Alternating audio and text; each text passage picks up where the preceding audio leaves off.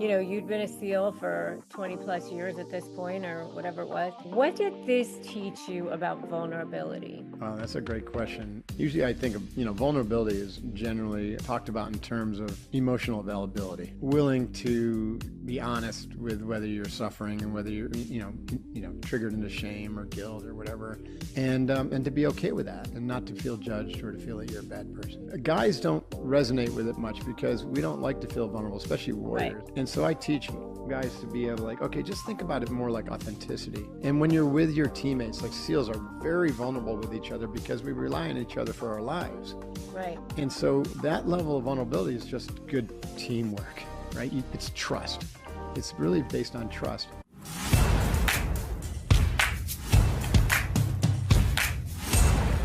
Welcome to another episode of Negotiate Your Best Life. I'm so excited today to bring you someone who's been a past guest, but Mark Divine has gone through a life-changing, life-altering event since then, and it's really the definition of teaching how to turn your pain, your struggle, your trauma, your fears into courage and strength and become the thing that actually was maybe not that you're grateful that it happened, but you're grateful for who you become afterwards. So Mark actually is a retired Navy SEAL, best-selling author. He's accomplished so much in his life. But in early 2025, earlier this year, he suffered a near fatal snowmobile accident, which he's going to tell us about. So a true warrior, a true philosopher, and it's his lessons at the intersection of courage and consciousness and discipline that I think can transform how we all think about conflict and fear and personal reinvention. So welcome, Mark. Rebecca, so good to see you again. I appreciate you having me on the show. Yeah. You never know what life's going to throw at you, right? No. And I know that we have some friends in common, and it's just so kind of fate that I happen to be at dinner with our mutual dear friend, Susan Sly, who's also been a guest on my show. And she was like, "Oh, did you know he had this massive accident?" And I said, "No, I didn't know anything about that." And so she started to tell me, and I was just amazed. So I want you to tell us, about what happened and how your training and your background helped you get through all of that. Well, I'm not sure where to start, but I'll just start. And it's funny, I haven't been very vocal about it because, you go through something like that as kind of a private thing. People are like, "Hey, you should write about this." I'm like, "No, I've had friends with limbs blown off, right? And who are dead from the SEALs." I'm like, this is not a big deal, but it was a big deal. You know what I mean? For me, and everyone's got their big deal moments, often way more than one, right? Yeah. It's interesting. I made it through 20 years in the SEAL teams without breaking a bone. I feel, in fact, I had a little bit of guilt associated with that. Like, why did all my friends get injured and have the serious PTSD and whatnot? And I think I was really in denial about a lot of the traumas that, even if you don't break a bone or get blown up, that you go through watching your friends die and whatnot. So I always thought that I was one of the blessed ones and pretty lucky, and I was. And I think also, as you know, and we talked about before when I was on your show, I had a long history of like pre-resiliency training, right? Starting with Zen training in my 20s and then continuing on with the Zen and really deep practice of yoga and breath work and mindfulness and also therapy because I married a therapist. So I had this kind of like really, even all through the SEALs and then beyond, this kind of rich practice, which gave me a lot of skills that came in handy at a real critical moment. So I'll tell you I'll try to tell you the quick version of the story. So, I don't have a need for speed, right? I've got like 400 or 500 parachute jumps and, in the SEALs, I pretty much did anything you could think about that was crazy. And so it's not like I was looking for some adrenaline rush, but I had this friend pseudo friend who had been asking me to go on the snowmobile trip for like 4 years in a row. And I was in my PhD, and I had a really good excuse to not go because I really didn't want to go that badly. But he kept asking, and the codependent part of me, which is still pretty strong even at this ripe age, Yeah. growing up in a family like mine, codependence just became kind of locked in, and so something I've been working on. But so he called me, and I just finished my doctorate, literally wrapped up my dissertation and my final defense, and he's like, "Hey, Mark, you Amazing. want?" I But know, by the right? way, amazing and Thank you so much. congratulations. I mean, that's Never too very, late, right? So no, at that's a huge 62, thing. I got my PhD. Yeah. Um, and in that moment, I was like, it'd be kind of fun to treat myself to a little guy's trip, and Hmm. do this as a gift for the PhD. So I find myself up in Quebec, Canada, and day one of this 4-day trip, and I thought it was going to be like, you can imagine like hut skiing on a snowmobile, where you kind of cruise around to a really nice location and have like lunch or dinner, and maybe even spend the night, and then you go to the next location, and it's fun. Hmm. Well, I'm dressed up like a SpaceX astronaut on this high-speed snowmobile, and I'm driving it, holding on for dear life, going 80 miles an hour, trying to keep up with the guy that brought me on this trip. And I'm And thinking, did you have experience driving a snowmobile before? well, no, not no. I mean, it's not rocket science to drive a snowmobile, but it's to drive a snowmobile at 80 miles an hour, Yeah, on I was going to say 80 trails. miles an hour is. That takes some skill, and I didn't have that skill, so I haven't done it. Um, and anyway, so I was starting to get that spidey sense, like, geez, I don't want to do this for 4 days. Maybe I'll shorten my trip or whatever. And then we go into this wooded area, and the trail narrows quite a bit, so you can barely fit two snowmobiles on the trail, one, like passing lanes. Right. And now we're going around 40, and I'm still having trouble keeping up with this guy because he's just flying around these corners, kicking up snow, and I'm really just catching the snow that he kicks up, after each corner. And so then I round the corner, and sure enough, there's a snowmobile coming at me who's pretty much all the way over in my lane. And I don't have time to like turn, like go around to the left. And so instead of a head-on collision, I kind of veer over to the right, and there's no way I was going to get behind him. My sled ditched out, and I fly off of this thing, 40 Oh miles an my hour, right God. into a tree. Oh my God. I know. And I remember, and I really only had a fraction of a second when this happened. And it's not like my life flashed before my eyes. What did enter my head is, oh, shit. I didn't think I was going to go out like this. You know what I mean? Really? Oh my God. You actually had that thought. I had this thought, I didn't think I was going to go out like this, and I'm going to leave my wife with kind of not a mess, but like it'll be unfortunate, right? And I remember the impact of the tree. And then I opened my eyes, and I'm laying in a snowbank. I don't know how long had passed between when I hit the tree and I opened my eyes, but I'm laying in a snowbank, and I'm I looking just up. can only imagine like this thing, you're like being flinged off, basically. Yeah, I just literally just flew off.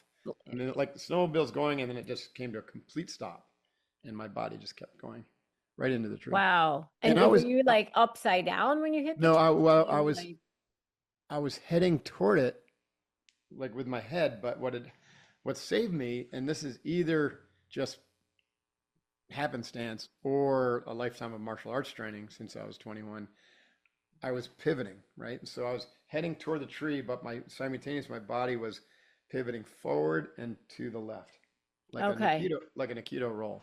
Okay. And so where did you And impact it? so Like yeah, with your so shoulder or? I clipped the tree on the right side of my helmet instead of hitting my head, which would have killed me, I landed the blow on the upper back and Oh, okay. right side of my body. Okay. And I laid in the snow, and I'm like, my first thought was, holy shit, I'm not dead, Oh right? my God. I don't think heaven looks like northern Canada. I was pretty Not your sure. version of it Yeah, anyway. not my version, yeah. And then so I had my first kind of like, oh wow, thank God, and I'm a gratitude moment, right? Immediately went into gratitude. And then I was like, I wonder if God, I okay, all right. So in that moment, you go into gratitude. right, Like that's so immediately. many years of Zen training right there. Right. And it was gratitude for life, for this, like immediately I recognized it as a second chance. Like, okay, I was just given an opportunity. Um, And were you in pain right away or? no, because I was in shock at that point. I didn't experience Oh, any pain. In fact, I didn't have a clue that I'd really been injured yet. I wasn't sure. So I wiggled my toes and my fingers, and then I had the kind of the second wave of gratitude. It's like, okay, I'm not paralyzed. Wow. Holy shit. I think I might have gotten away scot-free. And that was a mistake to think that way, but I got away pretty good on that one. No head injury and no spinal injury. And when I was heading wow. straight toward that tree and I hit it 40 miles an hour. So it's possible guardian angel that's just Oh, for basically sure, said, guardian Mark, angel. nice try to take yourself out. I know you wanted to run away from things, but not now. You got more work to do. So then I tried to get up and I was like, oh no, that's not happening. The And guy, where's your friend at this point? well, he finally circled around and came back and found me. And I rode on the back of his, for 45 minutes on the back of his snowmobile out to where we found someone who Oh my God, you had to could call an ambulance. get And onto another snowmobile like that? yeah, it was And pretty you had painful. broken 26 bones, right? Or Well, something? I found out later that at the hospital, the Canadian hospital, which took 9 hours to see me, by the way. So Nine this is a cool part of hours the when you're story, like Brooke. that. So I'm the ambulance guys gave me a little sling, and they didn't know what was going on, but they said, you're pretty banged up. And so I'm in the hospital. The first thing to do is charge me $1,200. I'm like, I thought Canadian was free, and they said, well, not for you Americans. So then I'm just box breathing and using my you remember you wouldn't remember this, but I talk about these big four skills that I teach to SEAL trainees. Breath control, right, which calms your arousal response, so it keeps you nice and calm. Deep Right. And diaphragmatic nostril it breathing, actually box calms your breathing, nervous system right, and yeah, right, activates your vagus nerve and right, yeah. and clears your mind, so you're not like racing. And then um, the second one I call mental management or positivity. It's basically moment to moment to moment to moment, making sure that you're not thinking negatively, right? So you always feeding the courage wolf, starving Oh, that your is so thoughts. good. And Moment to so moment. moment to moment to moment, it's like my action mindfulness where you are constantly curating the quality of the thoughts, both energetically as Mm. well as the words. And then three, visualization. So I immediately started visualizing myself healing what I knew to be in the injured area. I didn't know how bad it was, but I knew my back and shoulder were really injured. So I brought in my construction team and had them start to set up triage and start to do some work. And then I just said the fourth skill is radical focus on what you can focus on right now, right? The smallest thing you focus on. Don't worry about like for me, I was like, don't worry about what this means for healing for the next 6 months, for whatever. Just focus on right here, right now. You need to get in and see a doctor and get this evaluated. So it stops the worry aspect of things. Yeah, so that focus takes away, you can't eat the elephant, right? That's Mhm. just going to cause more anxiety and stress. Just eat one bite at a time. So I want to just go back because this moment to moment thing, there's an awareness that has to take place before you even get to that, which is I'm having this thought Right. that's not serving me. Right. Like Yeah. most people don't even, it's so subconscious, they don't, like that's a step that you have to take. Yeah, that's a trained step. It has to come through a daily practice of a mental training that separates you from your thoughts. And Hmm. what I teach with Unbeal Mind is the box breathing training, where it starts with arousal control, then it moves on to attention control and concentration over time, and then it will naturally open up into this witnessing capacity where you're the observer of your thoughts, but you're not your Yes. thoughts. Yeah. And Yeah. so I've been practicing for so long that kind of separation between self and thought has happened many years ago. I mean, not many, but I don't know, maybe 10 years ago or so. Hmm. So that gives you the capacity when you're not totally dysregulated to always be in kind of that sense of internal control. But then when you get dysregulated, you come right back to that box breathing practice.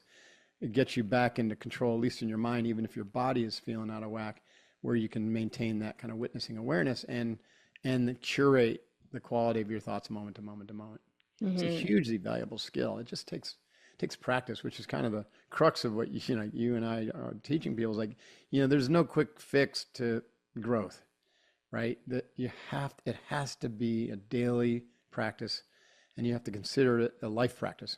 Like the term shugyo, when I was a keto, shugyo means life practice, or I always say, sadhana, you know? I always say, because I came from the world of law, whatever, and so, we used to have supervised visitation of kids sometimes, whatever, within divorces, and I always say I can never leave my thoughts unsupervised, like That's a they're good not one. allowed, That's because so you have to train yourself to they be the go positive straight to the supervisor, right? ghetto, bad neighborhood. Right. That's hilarious. So I was using these four skills, thinking, oh, this is probably like an American emergency room. I'll be in there in an hour, maybe an hour and a half. And 9 hours later, 9 hours later, they finally called me. Every once in a while, I would go up to And the were you front in desk. pain during this time? Like Oh, you must have been in yeah, agony. I Like, was in serious pain, but I was managing it with the breathing, the mindfulness, right, and the imagery. yeah, but And so still. it wasn't bothering me. Okay. Let I me mean, it's say it not this way. bothering you, like There not at there was all. it was discomfort. Wow. There's a difference between pain and suffering, right? And even pain and discomfort. So discomfort, I put pain and discomfort in the same category. When you are in control of your mind, you can be in pain but not be suffering. And that's the experience I had. I was in serious pain, but I wasn't suffering. I was actually in a great attitude.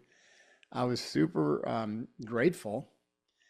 I was happy, and I was, Were you you know, there by yourself waiting for that yeah, 9 I was hours? by myself because the guy went out and finished his snowmobile trip. He didn't even stay with you? No. And oh, by the way, the guy who ran me off the trail never even stopped. And that's another key point, right? So I could have Oh my I God. Are you the still friends with this guy? we'll call ourselves acquaintances. I mean, come He had on. the audacity to invite me to the trip next year, and I was like, I don't think so, John. Thank you for that. I briefly considered whether it'd be useful to get angry at the guy who drove me off the trail, and I threw that out of the way too, because he didn't even stop. And so my story there was, it's possible he doesn't even know what happened. Um, and even if he did know what happened and decided not to stop, which would be a real asshole move, what am I going to do about it, right? And so I didn't even want to grab onto that, lasso that horse and go down that rabbit hole because it's negative, and it wouldn't have led to anywhere good, and it would have slowed down my healing process. So I just let it all Yeah, go. yeah. I mean, always, I mean, Immediate for both forgiveness. of those guys, it says so much more about them as people That's right. than it says about you, but Right. it's still like, oh my God, this Right. person like invites you on a trip and then and they just drop you off at the hospital. See you later. Bye. I don't judge him. In retrospect, it's kind of messed up considering the seriousness of it, but he didn't even know either. Like Oh, it was come on, possible though. I just Still, had I a wouldn't be if I had invited a friend to like a thing and I'm at an emergency room. I'm dropping them. I wouldn't be dropping them off. I'd just sit and wait with them. I know. I know. Well, you and I are alike, but hey, it takes all kinds to make this world go around, right? So 9 hours in, I finally get a call in French. This is hilarious. Like they wouldn't speak English to me up there. I love Canadians, but in Quebec, come on, like get over yourselves and speak English. And to someone who doesn't speak French, anyways, right? Yeah. So I hear this in French, a bunch of words, and then Mark Divine, right? And I'm like, okay, that's me. And so I'm like trying to ask people, where am I supposed to go? No one would speak to me in English. And so I'm wandering around the hospital after waiting for 9 hours, just opening doors. Like, where am I supposed to go? I Oh finally my open a door and God. they're like, are you Mark Divine? I'm like, yeah. They said, we've been waiting for me. I'm like, thank you. So they let me out at the after the X-ray and MRI, and I'm thinking, wow, this is gonna be another 9 hours probably. 15 minutes later, the doctor comes running out, and he's all excited, and he's like, Mark Divine, Mark Divine. He goes, you've had a very serious accident, and I'm like, yeah, I know. He goes, yeah, you've broken your scapula into 18 pieces. I've never seen that before in my life, and you got 8 broken ribs and a pneumothorax, which means you puncture your lungs and who knows what else. Oh And my I just God. So were smiled. you I having said, trouble breathing? You must have been having trouble breathing. yeah, but I have a daily breathing practice. So apparently that also probably saved my life because my lungs were so strong. Um, Anyway, so I said, great, can I get some pain meds now? And he goes, yes. And they sent me and gave me some morphine. And I was like, oh, thank you, baby Jesus. That was Yeah. it. Yes. And I spent the night there, Rebecca, and that they literally come the next day and said, there's nothing we can do for you here.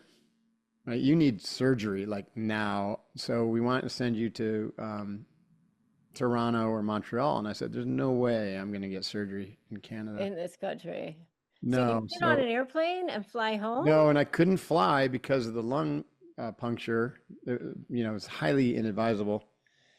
And there were major snowstorms. So my wife flew out to Quebec, but there were snowstorms and she didn't want to drive back. She's a Southern California driver, that could have been even more dangerous. So we decided to take a train back. And they said, basically, you need to get surgery as soon as possible, within a week.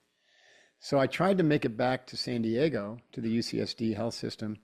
They got great, orthopedics there. And I live in San Diego. We made it as far as Chicago. And I got off the train in Chicago to switch to a sleeper car and repunctured my lung and was literally just almost paralyzed on the platform. Just like I couldn't move. I was like, Sandy, I think this is where we're staying. And so another ambulance took me to a place called Rush Hospital. And they found a New Zealand doctor who was Columbia undergrad, Harvard med, super eccentric, really cool guy. Awesome. He was like, man, Mark, this is a good one. Like this would have killed a lesser man, but I like challenges and I like fixing things. So I think I can help you out. So he did surgery a day later and they went in there cut my whole shoulder open on my right side, not my shoulder socket, but the back and over the scapula. And he went in there and he built this like a little erector set to pull the 18 pieces of my bone all back together, as many as he could, so it could heal. That all happened in February. And I didn't. And you never lost consciousness? Not during the accident. The only time was when they put me under for the surgery. Okay, but during the accident, you never lost consciousness with all of that. Well, like I said, when I hit the tree and I opened my eyes, there was some time lapse, but I don't know if it's like 10 or 20 seconds. The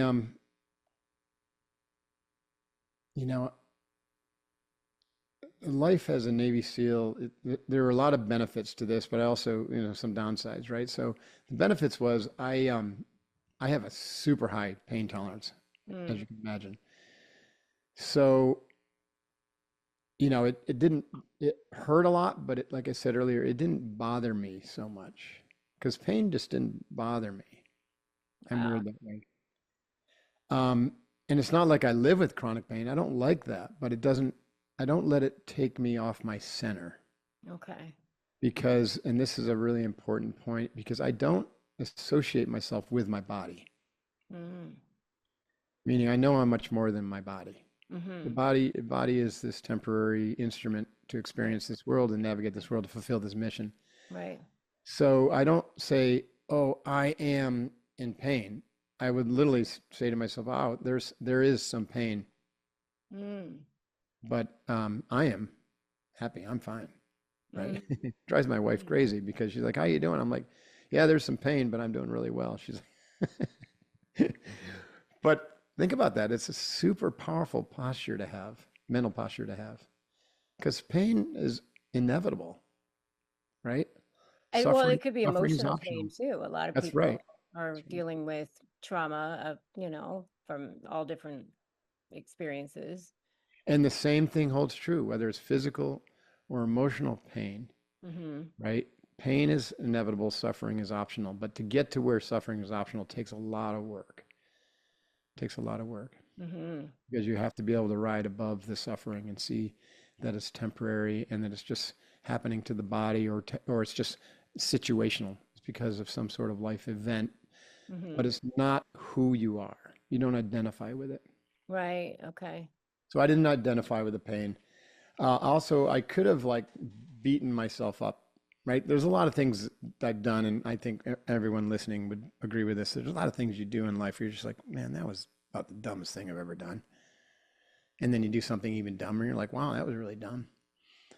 Why do I keep doing that shit, right? Why does this shit keep happening to me? And that's a slippery slope into victim mentality. Yeah. So I could have beat myself up and said, why did I agree to go on this trip, right? I didn't need to go 80 miles an hour in a snowmobile. I barely knew this guy. There's all sorts of stories I could have started telling Hmm. that would have put me into self-judgment, self-criticism, guilt for doing something I didn't need to do, put my family at risk. And I decided right away that none of that's that relevant, right? It's not going to help me heal. Hmm. Anytime I learned this a long time ago, especially teach it to my SEAL trainees, anytime your body and mind are in a negative state, that you're weakening yourself. You're literally physiologically weakening yourself. Actually, Susan Sly, your friend, and I talked about this quite a bit. Like when you are negative, it's like kinesiology, right? Your body literally responds. It gets weaker with negative thoughts. Yeah. So we want to have to make sure, and I wanted to make sure that I never was um, weakening myself with negative thinking to include self-judgment. Hmm. So that became part of my practice, right? So there were a couple things that came out of this that like I had to enhance my normal practice with. One of them was visualization. And I have a rich visualization practice, but I needed to add to it the visualization of the healing of the area. And the way I do that is very granularly, in great detail, build an internal representation of a construction site working on all the injured areas. So I saw a construction team building scaffolding over the scapula and over the ribs. Mm. And I saw them soldering and, like filling in the holes and basically, and I had a mantra that it was going to be titanium strong. Um, and so that was in addition to my practice. Of course, the mindfulness now became about being mindfully aware to not allow any negative thoughts or any self-doubt or victimization or anything creep in, to Hmm. maintain a positive mindset. Hmm. This may not have happened for a reason, but I can certainly find a positive reason for this to have happened, right? Think about that. Hmm. Yeah, Right. I mean, I think those are the times where, like if I've had gone through some things in my life, which is why I teach what I teach, where there's toxic people, people who don't have your best interest at heart or whatever. And, I think to myself, am I glad that that person was in my life? I think that's a stretch, That's a stretch, yeah. but to be able to say, am I glad that I am who I am now, that I've learned Yep. from it, that I've grown Right. from it, that I can see the signs, that I recognize it now, that I have better boundaries, all of Sure. the lessons that you learn from That's it. right. That's right. You don't have to like what happened. You don't have to like the person who harmed you or, the narcissist who did the latest asshole thing to you. But if you keep this attitude of everything that happens has this equal seed of either negative energy or positive energy, right? Hmm. And you can always look for the positive, always find the positive. And the positive is going to be related to the growth, the insight, the learning, the person that you've become because of that. Right. And in that regard, you can be grateful for the event happening. Ultimately, it could take some time to get there, but the more you work on it, the more it can become like really quick. And that's, I tell you, man, the quicker you can get to the gratitude and forgiveness, right? The um, more joy you're going to have in your life, right? Even Hmm. so, I got to the gratitude and forgiveness like almost immediately with this incident, and then it just became a matter of through the pain of the recovery process of not sliding back into kind of any woe is me or why did this happen to me kind of thinking. And so that was more of a mindfulness practice. Um, the, I mentioned earlier, one of the things that the SEALs taught me was that you're capable of far more than you think you are, and that fitness, people have no idea what fitness really is, right? you know and that you should always be moving your body Hmm. every day, Hmm. right? In multiple capacities or functional movement. Just if you want to have a physical um, if you want to have an extraordinary life where your physical body is vital and healthy and functional for as long as you are decide to be in it, and that could be over 100 years old, because I've seen it before. I've Hmm. seen martial arts masters and yoga masters who look like me in their hundreds, right? The body will comply. The Yeah. body will comply, but you got to move it every day, So right? I told you I'm half Chinese, and so on the Chinese side, my grandma, we used to call her Habu. She would always talk about your chi, Yeah, which is your energy force, that life right, force that goes through your body, right, and that's where the word Tai Chi comes from, right? right. And And qigong, and Qigong, exactly. Um, and she talked about like moving that negative energy out of your body, and like you have to actually physically move it. right? And she was very protective of her chi. Like she would never drink cold drinks, like because Interesting. that would Yeah, mess with her chi. yeah, um that's amazing. And Chinese who have that practice, they're vital. I love seeing yeah, she groups of lived till she was Chinese, 95, so right? So I learned in the SEALs how to train effectively, train every day, and maintain like a lifetime fitness. And so I was back training probably 4 or 5 days after the surgery when I got back to San Diego. Right, I was able to fly four or back to San five Diego. days. Now, were you on a cast? No, you can't cast your upper back. You'd have to be like a full body cast, and they said no, that's not That's what I'm practical. wondering. Like, So I what? literally just with all those broken bones and broken ribs, I just literally had a sling.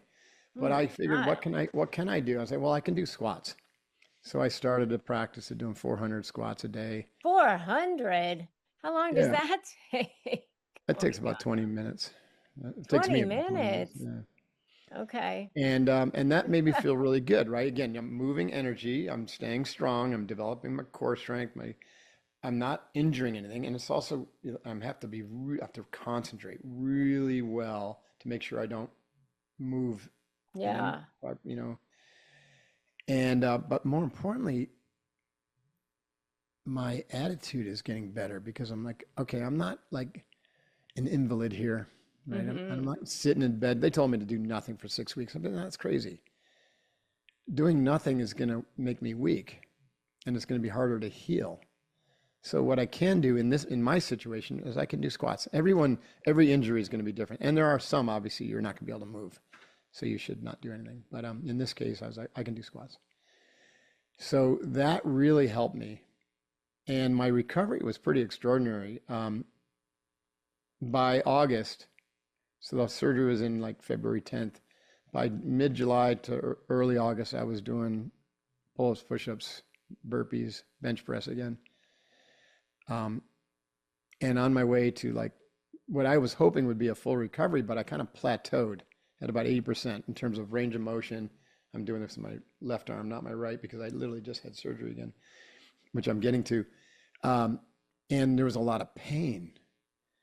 And the pain I could tell was associated with this hardware that the doctor put in, like Oh my. grinding against my humerus, which Oh, is my arm bone. Every time I do a push up or a bench press or a pull up, and it created all this inflammation. And then what happened is a little infection opened up on my scar tissue, which I thought was like a local infection for maybe a piece of the staples. They use staples to heal. Maybe I thought a piece of staple had broken off and it was trying to work its way out. But this is crazy. I was at the physical therapist's office and she was working my arm in some extreme range of motion, trying to improve it. And all of a sudden she just stopped and her eyes were like deer in the headlights. She goes, "What the bleep?" And I looked down and there was this orange fluorescent fluid just like streaming out of my shoulder, ooh. right? It looked like What the radiator hell? Is fluid. that like some kind of pus or something? It Or wasn't pus, no, because it didn't have that. It was kind of like greasy feeling. She goes, "Are you an alien?" I said, "Well, no, my nickname in the SEALs was cyborgs. Maybe maybe it has to do with it's too much of that mental too much visual machinery in there." visualization. I became that. No, I think it was all lymphatic fluid and mixed with some blood Oh, and other things, and it lymphatic just gotten fluid. trapped in there. So the problem is that it got infected. And so my body basically said, no, this is it's rejecting it, doesn't want the hardware in. So we monitor for about a month, and it got a little bit better, then it got So let worse. me ask you a question. Let me Sure. go back to all this pain you were in and all of this healing. You'd been a SEAL for 20 plus years at this point, or whatever it was. What did this teach you about vulnerability? That's a great question. Usually I think of, vulnerability is generally talked about in terms of um, emotional availability, right? Hmm. Like being willing to be honest with whether you're suffering and whether you're, triggered into shame or guilt or whatever, and to be okay with that and not to feel judged or to feel that you're a bad person. And I think Brené's Brown work has been really very valuable in all that. Guys don't resonate with it much because we don't like to feel vulnerable, especially Right. warriors. And so I teach guys to be able, like, okay, just think about it more like authenticity. And when you're with your teammates, like SEALs are very vulnerable with each other because we rely on each other for our lives. Right. And so that level of vulnerability is just good teamwork, right? It's trust. It's really based on trust. So what this, I definitely, Rebecca, see, like, not, let's pan out back, like way back from the whole incident. Life unfolds in like these waves or like spirals, right? Hmm. And so there's even philosophy called spiral dynamics, and a lot of spiritual traditions kind of talk about that spiraling nature where you have a lot of growth and then you feel like you stall, and then you even can feel like you've backslid a little bit. Everything gets a little bit murky, your vision clouds, you feel like you're stuck in a rut, and then either you do something to break through or something happens and then you break through, and all of a sudden you vault up to another level. When that level, you have greater perspective, greater insight, maybe even greater compassion, maybe even more vulnerability. So it's a heart and mind thing. Sometimes it's one or the other, or Hmm. sometimes it can be both. Hmm. So I unquestionably had that experience with this accident, but it was a big shift because I had done so much work on myself that I kind of tricked myself. And this is a problem, I think, with development. It's like a lot of people trick yourself because of the quantity of work or the duration of work to think, oh yeah, I've kind of made it. I'm I there, got it. I I'm got good. this. Yeah, I'm good. Yeah. And and you might be just stuck in a big rut, and you might have been stuck there for years. And I think that was the case for me. I was stuck in a rut, and not aware that I was stuck in a rut. But things weren't working real great for my business, for some relationships in my life. Um, and of course, I didn't. I assumed that the problem was with them or the market or COVID, right? Hmm. And so when I smacked that tree and woke up from it, it wasn't, and all the learning and everything after that, it literally just catapulted me out of this rut into this Hmm. whole different space. It's a big spiritual slap across the face. Snap Right. out of it. Right. And it was not just the physical and the appreciation, the gratitude, but there was a real spiritual quality to what happened. Um, that like I consider like Mark 1.0 BT before tree and Mark 2.0 AT after tree. And Uh-huh. that's what a good, and I've known this, like, and they even say in like spiritual development that you can come to your spiritual awareness incrementally through daily, through practice, or through, suddenly through some crisis. Or, crisis actually means opportunity for transformation. So what did the accident teach you about surrender? Like not as weakness, but as like a Yeah, letting go of resistance. I think for me, um, yeah, we could talk a lot about this, but one thing is that you don't really have control over, you don't have control over your life externally. That's a mirage, Hmm. right? And I teach this, but this is such a great reminder. You just don't know. Like, you don't know what's going to happen next. You don't know what's around the next corner. You don't know. So you have to basically have an inward focus that, um, develops the capacity to remain positive, abundant, optimistic, and forward looking, regardless of what happens externally, and regardless of what's going on in the world, like Mm-hmm. political struggles and social, conflict and war in Ukraine and Russia. Right. It's all there, and you don't know how it's going to turn out. So stop Right. obsessing about it. Learn to let go. You be curiously detached is the term I use.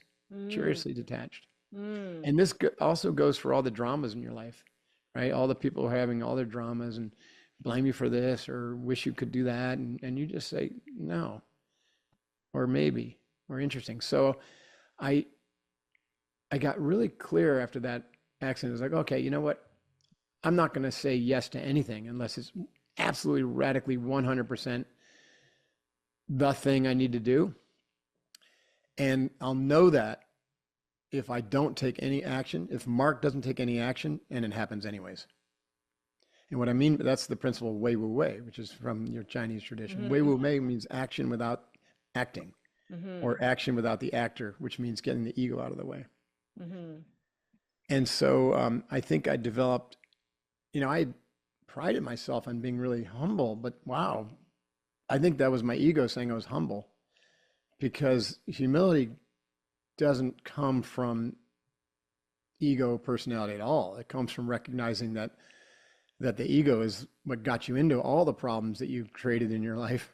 Yeah. And humility is be able to stand back from that and just be like in awe of whatever is present and whatever is going to happen. So Mm. that's one way that I was like able to surrender. I was like, okay, just be in awe of life, like as it rolls, and just flow with Mm. it, That's right? so good. Don't try to bottleneck it or close it off. Like I look at my life as flowing between two riverbanks now, and I just want to be in the center, right? I don't want to be like clinging to a riverbank, you know what I mean? Or Mm. or holding Well, onto a one of my rock in the heroes middle. is Bruce Lee, and he talks about be water, right? Yes, Bruce And is water awesome is great. I love the analogy of a river because it's also pure and it's stronger than anything, and for it's sure. And uh it's flowing back to and it source, flows and it goes back. It can go through anything, no right? matter what. It just goes right around any obstacles. Right. Yeah, So, it's an amazing metaphor. yeah. So there was that. Um, So, how would you have defined courage as a new Navy SEAL in your 20s, and how would you define it now? well, I definitely would have defined courage more around physical action as a SEAL, right? Hmm. Having the courage to, you know, run toward the enemy instead of run away from the enemy, to jump Facing up, fears like right yeah, head on. face fear head on, suck it up and Yeah. drive forward and get the mission accomplished. And now I think of it much more in terms of heart. Like, what's the heart want to do? And Mm. oftentimes, as you know, the heart and the head are complete juxtaposition, right? Yeah, so I actually do brain coherence meditation every morning, which Nice. they're training the SEALs on now, Hmm. you know, Yeah. the heart So coherence, the heart if you math. heart math, right? So if you can get the brain and the heart in sync, that's great. And it's one thing to do it physiologically. You can get a little bit, you can get better results that way. But we're talking about the stories of the head, right? Mm. And we have a left brain trained dominant culture in the West here, Hmm. which is going to be hyper rational, linear, Hmm. and also more fear based, right? So that's Yeah, why yeah. when they say the brain or the head is 5 times as more negative as it is Yeah, positive. well, my other half is German, so, you Oh, there preach you to the go. That's choir hyper over here. rational, right? So often, and that the head wants to be in control and it believes in cause and effect. And it's Mhm. not wrong from the dualistic perspective that cause and effects exist, but from the right brain or the contextual awareness perspective, everything is the cause of everything else. Mhm. And so it's an equally valid perspective. It's just less common to hear that. So the heart is much more associated with contextual awareness, but it's the state of beingness, a being love, of being presence, of being accepting Mm-hmm. and open, and right, all those positive qualities that a person brings that are not beyond the logical analytical, right? Mm-hmm. And core actually means heart. So the root of the word courage is acting with heart. That's so So that's for me that the idea of courage has both a physical in terms of action, um, mental in terms of making sure you're not just thinking with your rational linear self, emotional meaning opening up your heart, and a spiritual component to it, which to me means um, standing your ground and making sure that um, you're not creating any negative karma. that's so And good. sometimes you got How to would do you? really hard things for that. Yes, it's so good. And so now I feel like I want to ask you, how would you define fear? Yeah, fear to me is it's an energy field that is related to survival, Mm-hmm. right? So it's just an energy field Right. that then we It's create all these, amygdala hijack and right? We create all these stories around, right? yeah. And most I love some acronyms like most things we fear there's false evidence appearing Yes. real or a Yes. false expectation that appears real. Yes.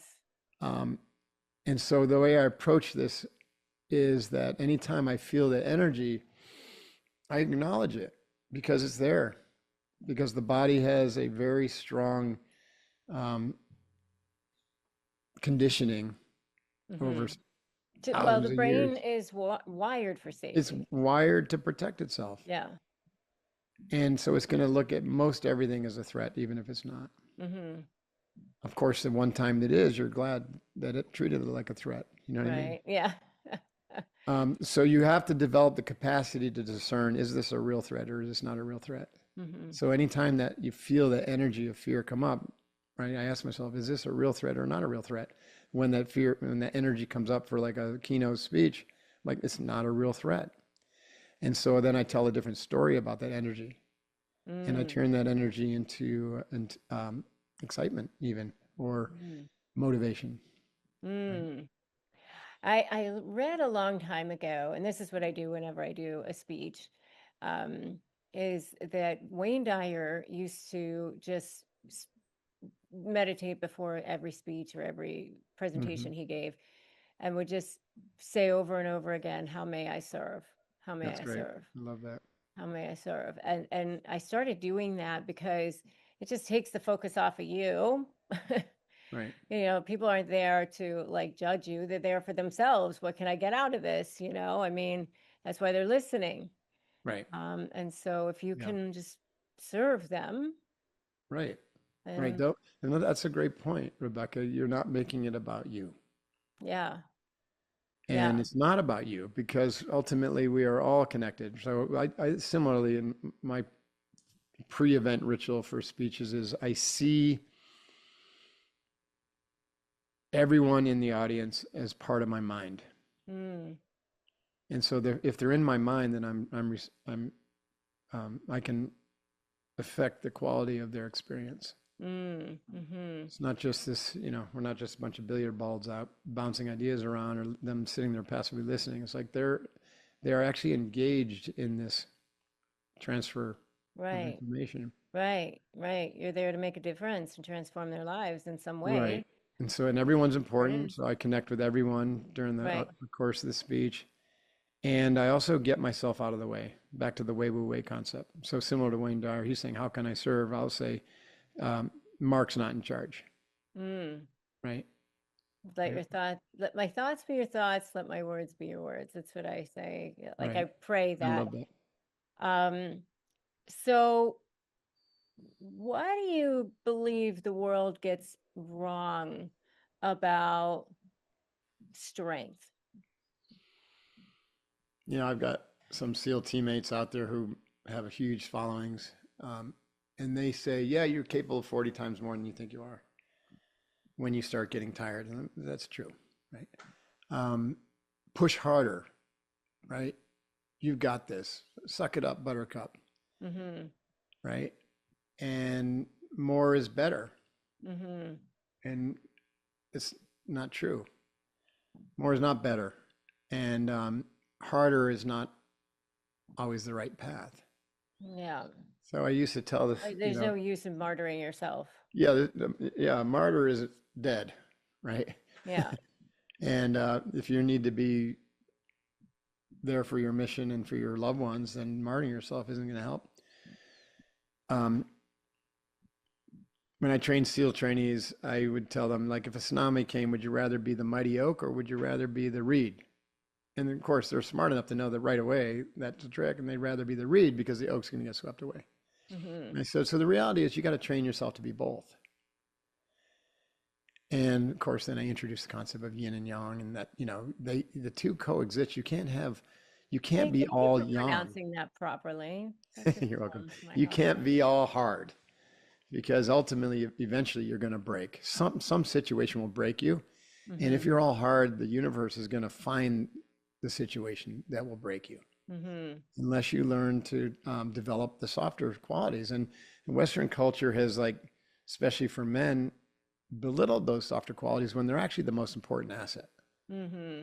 And so I would describe those as receptivity, as flexibility, right? As like the read, as seeking to understand and to be okay with multiple perspectives, Mm-hmm. to develop your the stillness so that you can tap in your intuition and greater creativity and spontaneous knowingness, right? Mm-hmm. So while you're doing the hard thing, you can also suddenly get the message that maybe you're going too hard and slow down, or you're going the wrong direction. I had to go harder than the Like you other don't have to direction. prove anything to anyone but Right. yourself. And also that the softer sides exactly are really the ones that cultivate the greatest humility. Mm-hmm. Because the hard or the young, it gives you this sense that you're the doer, you're the accomplisher, right? Mm-hmm. You're out there making shit happen. And when you cultivate the other qualities, the inner qualities, you begin to see that it's way more nuanced than that, right? You doing things is part of the equation, but there's a lot of other things going on. The universe is there lining up to support you. Um, the more you lean into the interior practices, you ultimately get to the experience of emptiness, which they talk about in the Buddhist tradition or yoga, right? Mm-hmm. Like these actions are empty of the ego, empty of the personality of Mark, right? They're spontaneous. Mm. Shibumi, effortless perfection, is empty of self. That comes from a long-term practice of kind of these internal letting go and surrendering and opening up kind of practices. Because ultimately, Rebecca, as you know, that the ego personality is just a bunch of training. It's a bunch of conditioning. It's a bunch of planted ideas. Like we didn't enter this. I didn't enter this world as Mark. So let me ask you, because you've obviously done a lot of work, a lot of personal development work. Right.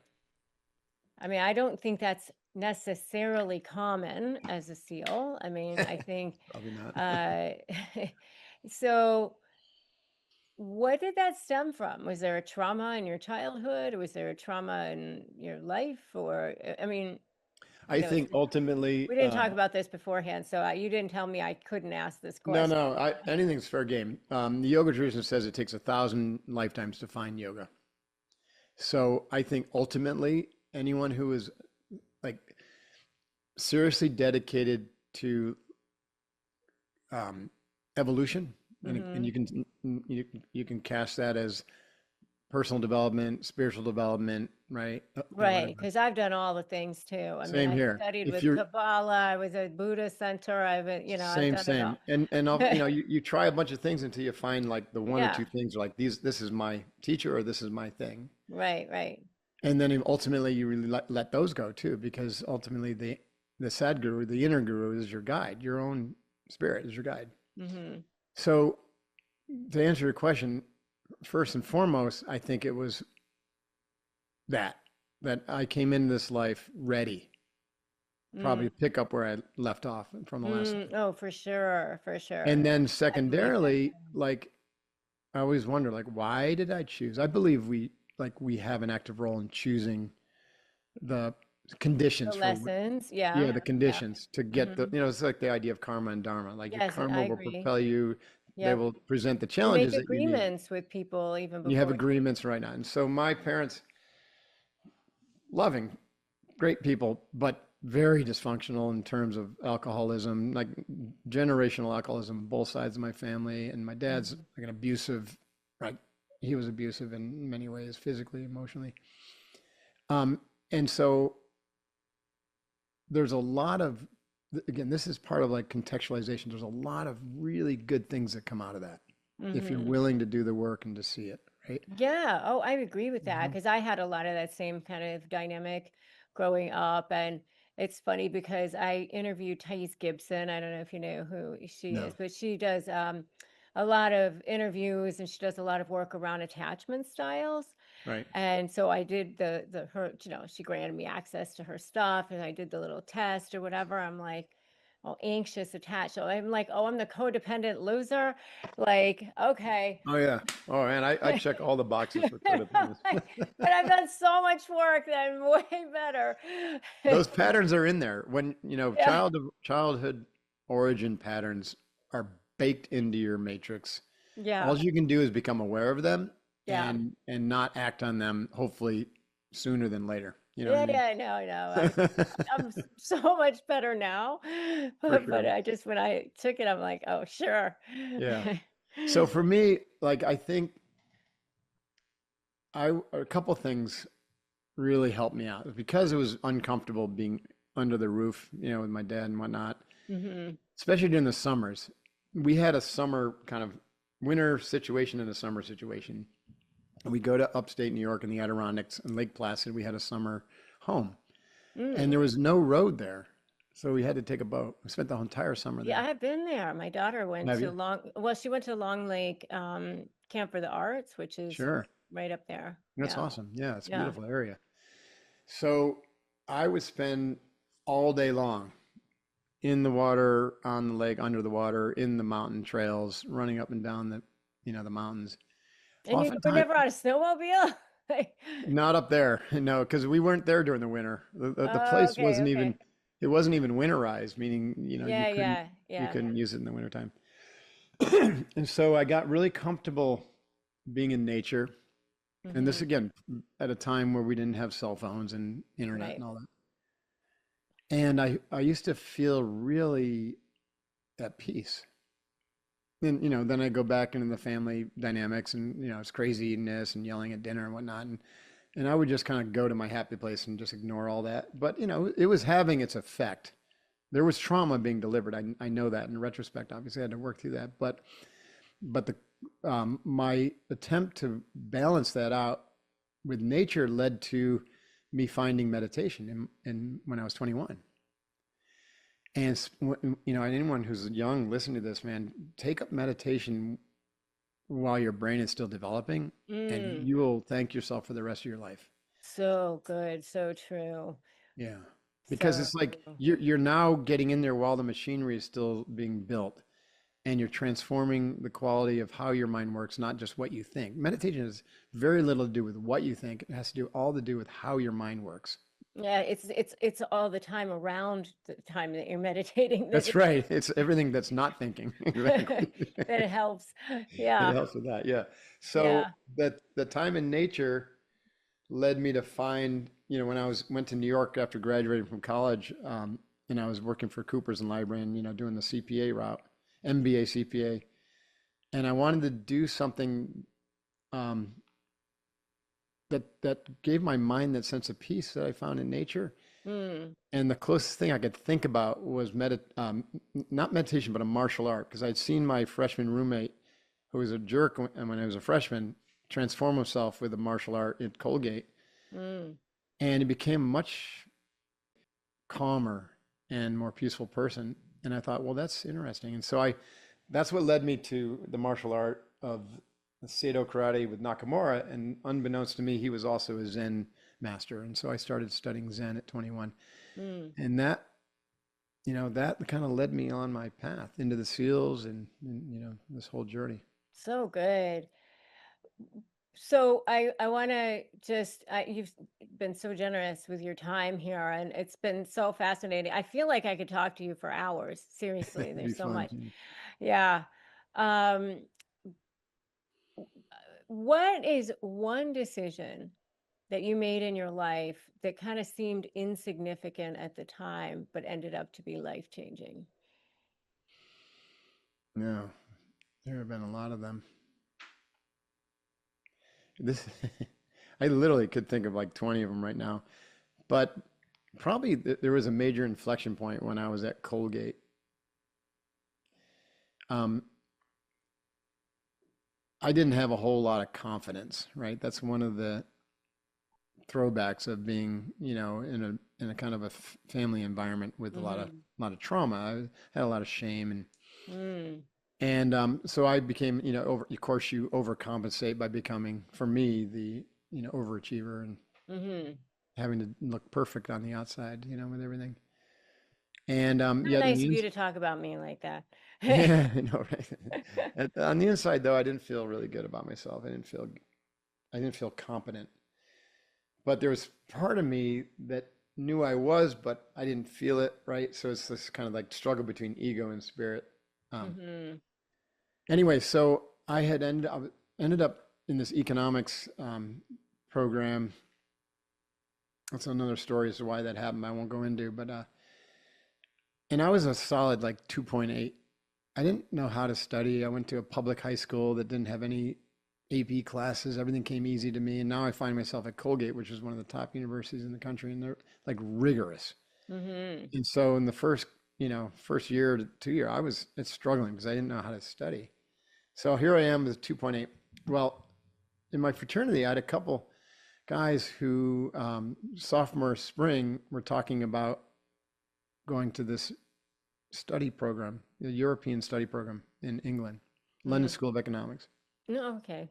Yeah, and it's sponsored by a professor at Colgate. Yeah, And my husband went there as oh, that's some cool. Yeah, yeah. in law school. Yeah, we met in law school, and he Did went you? there for summer. So there's something in me that said, you need to do that, right? Think about this. I'm a 2.8 student. There's no way I'm ever going to get in the program. I don't feel very confident, but something tells me you got to figure out how to do this program. Mm. So I went and met the professor. His name was Honkaledo, who was running the program. And of course, he was nice to me. Like he wasn't condescending or anything, but he asked me my GPA and he said, "No, I'm sorry, Mark, you don't qualify." And I said, "Okay, well, that's unfortunate." And it turns out that Honkaledo was like a master's level swimmer, and he would be swimming at the pool when we would have our swim training sessions. I was a competitive swimmer. Mm. And so I would go up to say hi to him whenever I'd see him there and ask him about the program and how things are going. And one of those times I asked him, I said, "I know it's a long shot, but could you put me on a waiting list? Do you have a waiting list?" He's like, "I don't have a waiting list." And I said, "Okay." And then next time I saw him, I asked him about that again, and if he would consider putting me on a waiting list. Yeah, I have no idea what's driving my behavior right now, right? It's completely out of And you were character. like, what, 20 years old or I something? was 20, yeah, 19 at the time. Well, sure enough, one day he sees me at the pool and he says, "Mark, we have an important meeting on Thursday afternoon. Can you be there?" I said, "Of course." So I go to this meeting, and it turns out that he hadn't been getting any um, contact from one of the guys that he had led into this program, along with my other peers. And this final meeting was mandatory, right? This was like, okay, here's your packet, here's the information, here's what you got to do, here's what you can't do, like blah, blah, blah. Mm-hmm. And this guy didn't show up. And at the end of the meeting, he looked at me and said, "Mark, do you want to go to London?" I said, "Hell yeah, I do." Hell yeah. So literally a week later, the guy who didn't show up came and found me and he was pissed. He's like, "You stole my slot." I said, "No, buddy, you lost it. I didn't steal it." Shuffle your So feet. yeah, so I went from, Shuffle your feet, lose your seat. And you know how powerful international travel and deep exposure to another culture and different way of being. So I'm from Barneville, New York, population 400. Oh, And I'm at Colgate. Colgate is a big city for me. It's only like 4,000 people. And now I'm in London. And I'm traveling, hitchhiking to Scotland, and we spent a month over in Europe hitchhiking around and traveling through Switzerland and all these cool places. And I came home, my brain was just exploded, right? And it was the same two guys I went over there with who they started to look for jobs. And I, up until then, was going to go back to Utica to my father's business, the family business, which has been around for over 100 years. And my siblings all work there to this day. mm, And I said, well, you know what? If I can do that, and if I've got the capacity to do this London economics group and kind of hang with these 4.0 students, maybe I could get like a quote real job. And so I started applying, and I ended up getting hired by Coopers and Lybrand, which is one of the big 8 firms, yeah, now yeah, yeah, PricewaterhouseCoopers. yeah, yeah, of course. And that's what took me down to New York, where I got into NYU on probation and had to, do well enough in the first semester, which I did. I got straight A's. And so I ended up getting my MBA, became a certified public accountant. But it's also what led me to Nakamura and Zen. And Zen is what completely shattered my world. So you see how all these things kind of link, right? Yeah. And you can look back in your life and see how all these decisions kind of link and guide you to where you are. And if you ever want to play Yeah. the Wayback Machine, be careful, because if you go back and try to change things, then you know Oh, then each thing is everything different. changes. Yeah.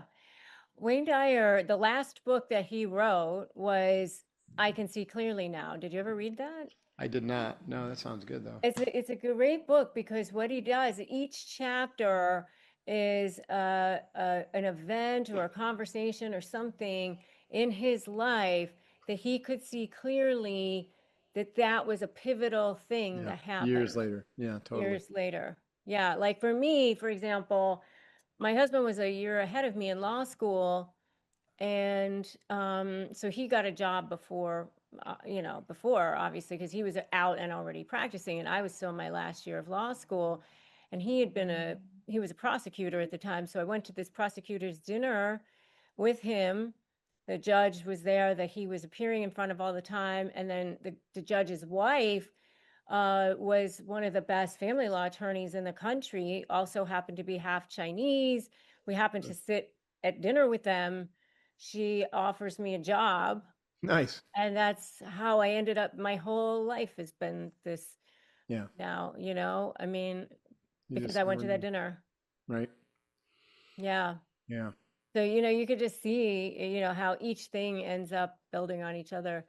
So where can people learn more about you and your book and all the good stuff? Yeah. Thanks. Markdivine.com is my website, and it's spelled Divine. Mm-hmm. And I've got 6 books out right now.